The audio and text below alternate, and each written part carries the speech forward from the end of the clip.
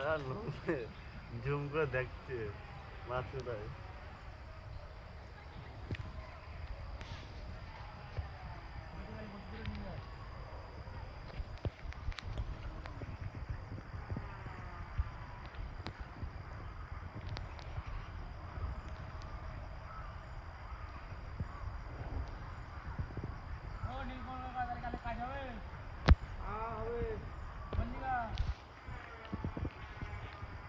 মাটি কাটবি পালপাড়ায়।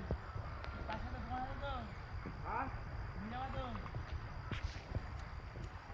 আমি যাবো না, মাটি না কাটলে আমার কোনো কাজ নেই এখানে।